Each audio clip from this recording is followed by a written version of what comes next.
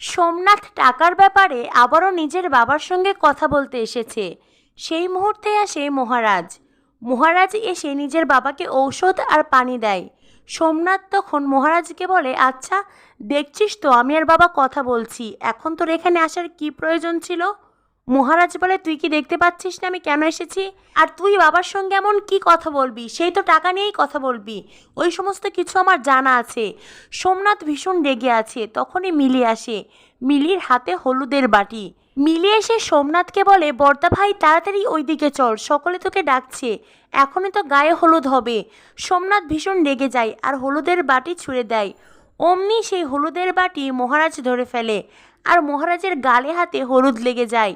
মিলি আবার সেই হলুদ মহারাজের গাল থেকে তুলে ফেলে। ব্যাস, মহারাজের গায়ে হলুদ হয়ে গেল।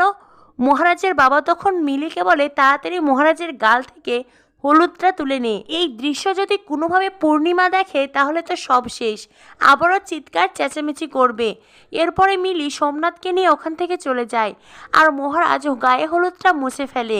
এরপরেই সোমনাথের মা সোমনাথকে বরণ করে। সোমনাথের গায়ে হলুদ হয়ে যায়।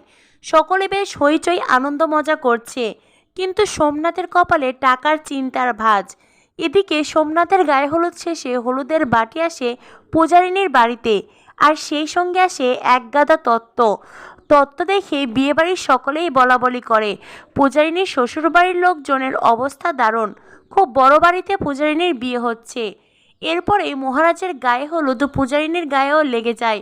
তো বন্ধুরা, আস্তে আস্তে আইবুড়ো ভাত থেকে দধিমঙ্গল আর তারপরেই গায়ে হলুদ, সমস্ত নিয়ম কিন্তু ঠিকঠাকভাবেই পালন হচ্ছে। আর এইবার মহারাজ পূজারিনী 7 পাকে বাধা পড়বে। কি হতে চলেছে উড়ান সিরিয়ালে পরবর্তী আপডেট পেতে আমাদের সাথেই থাকো। ধন্যবাদ সবাইকে।